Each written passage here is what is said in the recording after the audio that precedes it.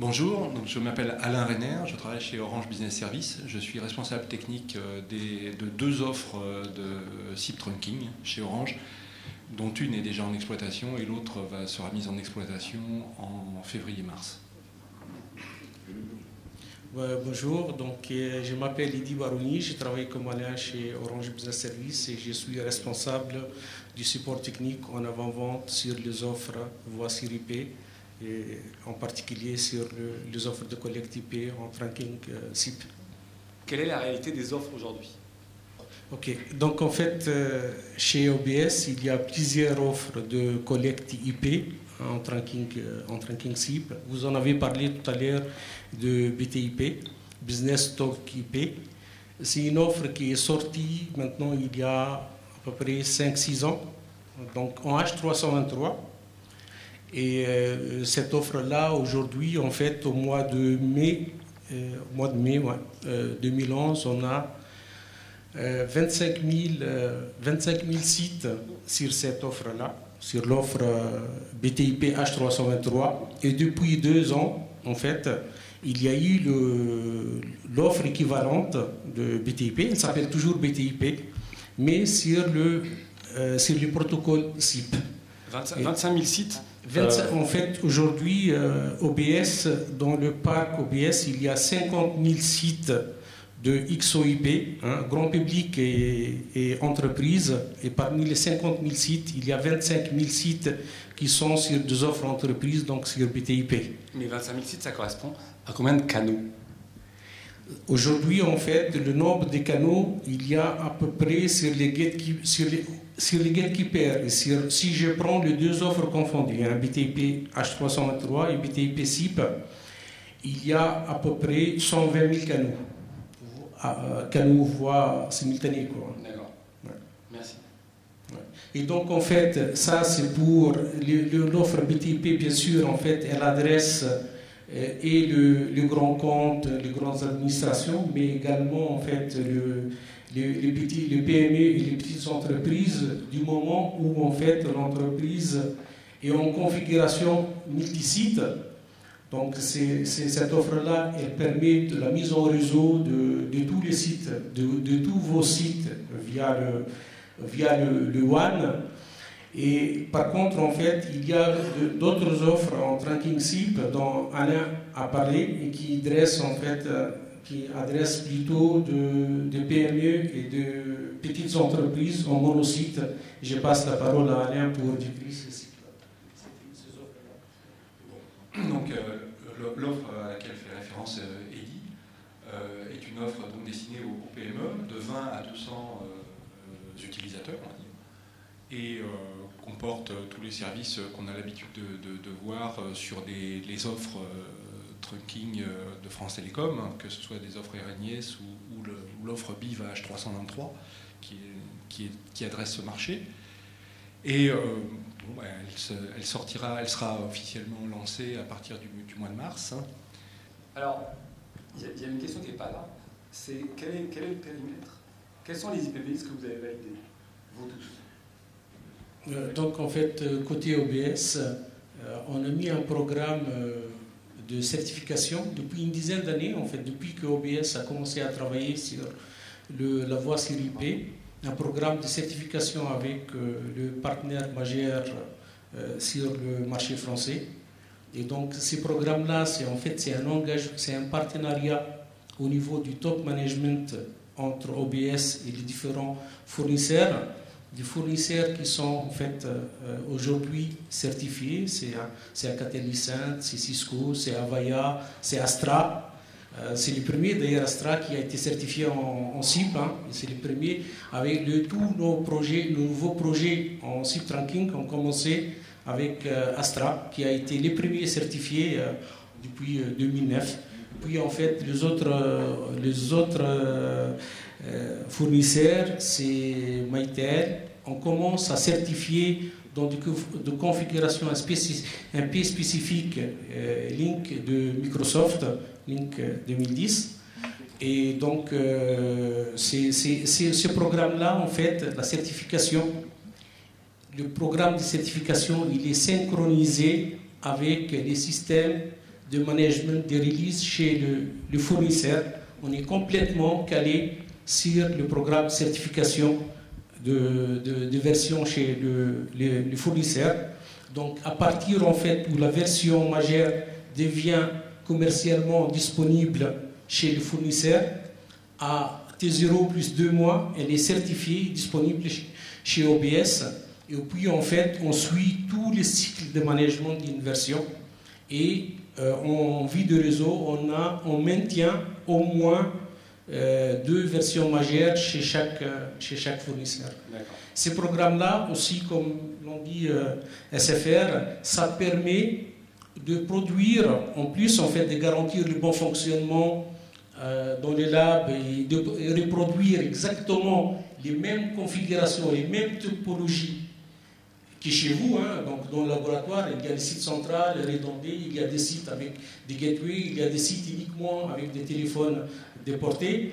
Mais ça permet aussi en fait de produire de documentation qui sont fournies aux intégrateurs, que nous fournissons aux intégrateurs lorsqu'OBS n'est pas intégrateur, pour pouvoir en fait configurer les PBX selon le profil cible d'OBS et pour que ça fonctionne correctement. Donc c'est pour les intégrateurs, mais également pour la montée en compétence de nos ingénieurs et de nos techniciens en interne.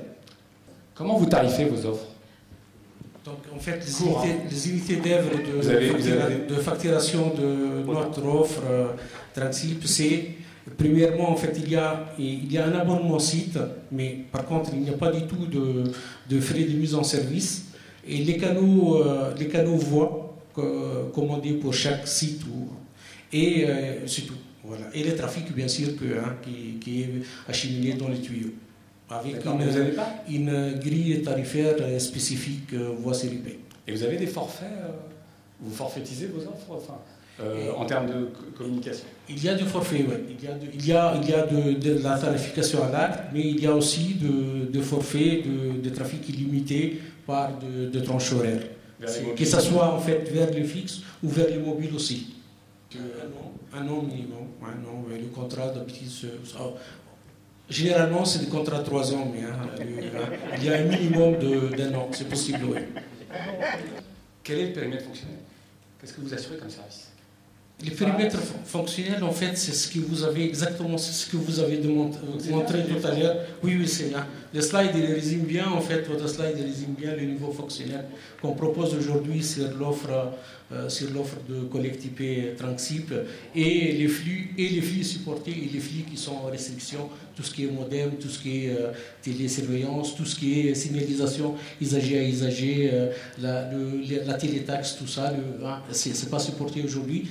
Par contre, en fait, sur le fax, bien sûr, aujourd'hui, il commence, en fait, le fax, c'est un peu particulier, c'est spécifique, c'est pas lié en fait, à la migration sur l'IP, comme la voix, c'est un peu spécifique, c'est vraiment, ça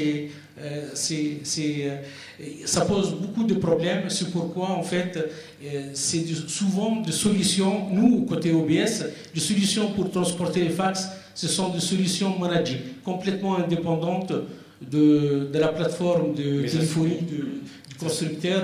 Mais ça ne suffirait pas de gérer le T38? Ça, je ne comprends pas. Non. Complètement managé, c'est-à-dire que vous... En fait, on peut implémenter le T38 dans le réseau voie série IP, mais comme on ne sait pas, on ne maîtrise pas quel type de fax il va communiquer avec quel autre fax. Il y a différents modèles de fax et différents débits. Et donc, en fait, pour gérer les replis dans les réseaux, c'est souvent, ça pose problème. Soit on fait des restrictions, on dit je gère que le groupe 3, et c'est tout. Sinon, en fait, pour gérer l'ensemble des solutions fax, nous, on a mis en place, en fait, une solution qui est managée et qui permet d'enlever cette restriction, de gérer tout type de fax. Donc, comment vous faites? Est-ce que vous engagez lorsqu'il y a par exemple de l'interaction entre un IPPBX et un centre de contact, un IPPBX et un pont de conférence? Est-ce que ça doit être absolument certifié dans le cadre de votre certification? Ou alors, en gros, qu'est-ce que vous faites? Est-ce que vous dites non, on ne supporte pas? Comment ça se passe?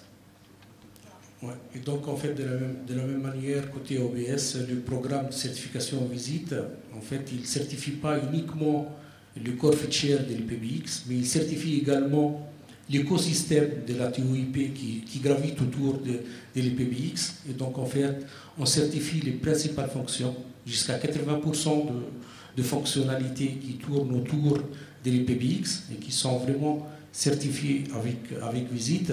Maintenant, lorsque les clients ils disposent en fait d'environnements un peu spécifiques, de choses qui ne sont pas très courantes, on peut étudier avec les clients en fait, mettre en place